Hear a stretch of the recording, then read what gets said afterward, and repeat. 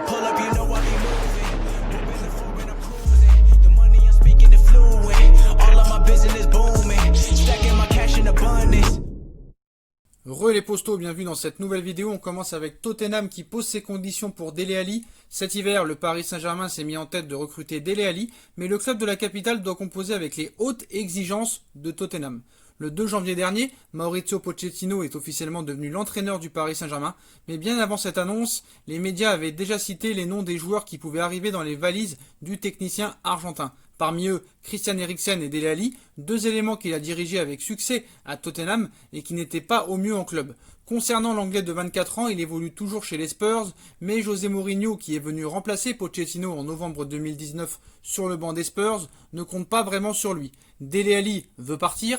L'été dernier, le nom de Ali était cité dans la liste des joueurs pouvant quitter les Spurs, et à ce moment-là, Paris était déjà une destination envisageable pour l'anglais. Finalement, il est resté chez les Spurs, mais sa situation ne s'est pas vraiment arrangée depuis le début de l'exercice 2020-2021.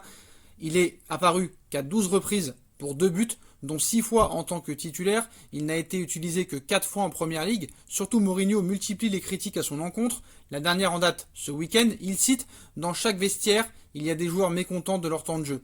Il y a le joueur mécontent mais professionnel. C'est celui qui estime que son devoir est de travailler. De travailler, de travailler, de travailler. Et il y a le joueur malheureux qui croit que ce n'est pas son travail de se battre et de travailler chaque minute pour que l'équipe et le club avancent. Un nouveau tacle à destination d'un joueur qui fait le forcing pour s'en aller cet hiver, mais la partie est loin d'être gagnée avec Tottenham, réputé dur en affaires. Jeudi, le Télégraphe expliquait que le président du club anglais, Daniel Levy, bloquait le départ de Dele Alli en janvier. La raison, il craindrait de voir son équipe être décimée par les blessures ou les cas de Covid-19, mais la porte ne semble pas si fermée que cela. Selon le Parisien, les Spurs ont posé leurs conditions en cas d'éventuel départ, car le PSG travaille bien sûr sur cette piste qui serait la priorité et peut être même la seule durant ce mercato d'hiver.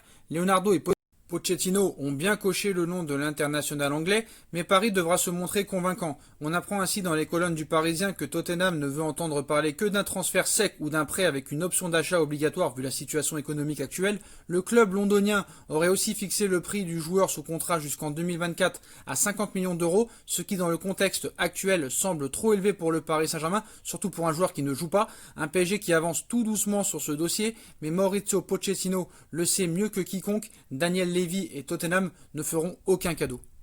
Le PSG aussi est attentif au dossier Alvaro Odriozola. 59 petites minutes de jeu et une blessure. La saison d'Alvaro Odriozola se résume pour l'instant à ça. De retour depuis le mois de décembre, le défenseur voit Zinedine Zidane lui préférer Lucas Vazquez et Nacho Fernandez. Pour un champion d'Europe en titre, il a gagné la Ligue des Champions avec le Bayern de Munich où il a été prêté la saison passée, qui aspire à être du voyage avec l'Espagne pour l'Euro 2021.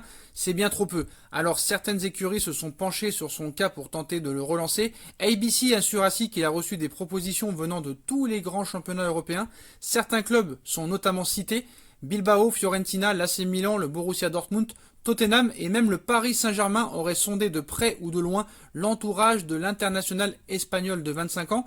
Le club de la capitale, qui dispose d'Alexandro Florenzi, arrivé sous la forme d'un prêt avec option d'achat l'été dernier en provenance de l'AS Roma, de Colin Dagba, voire de Thilo Kehrer, qui peut dépanner à ce poste, et du jeune Timothée Pembele, semble armé à ce poste. Mais Leonardo a rappelé qu'il fallait se tenir prêt en cas d'opportunité de marché à saisir, et l'Espagnol semble en être une au regard de son CV et de sa situation chez les Merengues, qui semblent d'ailleurs disposer à lui entrouvrir la porte. Sous contrat jusqu'en juin 2024, un prêt est envisageable, tout comme un transfert en cas d'offre d'au moins 20 millions d'euros, explique ABC. Toutefois, AS laisse entendre que le natif de San Sébastien, arrivé à l'été 2018 pour 30 millions d'euros en provenance de la Real Sociedad, garde encore l'espoir de convaincre ZZ de lui accorder davantage sa chance d'ici la fin de la saison. Il préférait rester au Real, en profitant notamment de la Copa del Rey pour gagner en temps de jeu. Et l'a fait savoir à sa direction. Changera-t-il d'avis d'ici la fin du mois s'il n'est pas exaucé?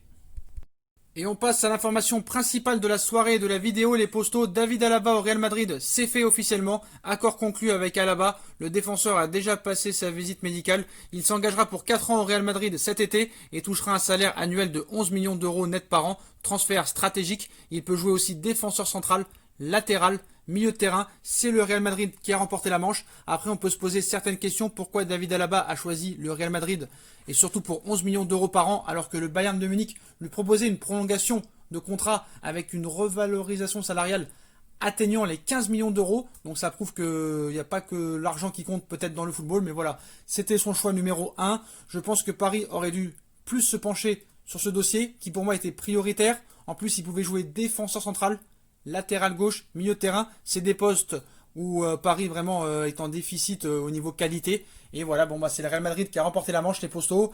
Et de toute façon, c'était le choix numéro 1 de David Alaba. Donc malgré que tous les clubs européens étaient intéressés, on ne pouvait rien faire contre le choix de David Alaba, les Postos. Donc qui signe officiellement au Real Madrid pour 4 ans et qui rejoindra les Merengues cet été 2021. Voilà les Postos, c'est la fin de cette vidéo. Comme d'habitude, dites-moi en commentaire ce que vous en pensez. Je compte sur vous pour bombarder la barre de like. On like, on partage, on commente, on s'abonne. On active la petite cloche pour être tenu au courant des vidéos qui vont sortir. On me rejoint sur mes différents réseaux sociaux. Tout est en lien en bas en description, ainsi que la cagnotte PayPal si vous voulez me soutenir, les Postos. Je vous souhaite une très bonne nuit. Tchuss.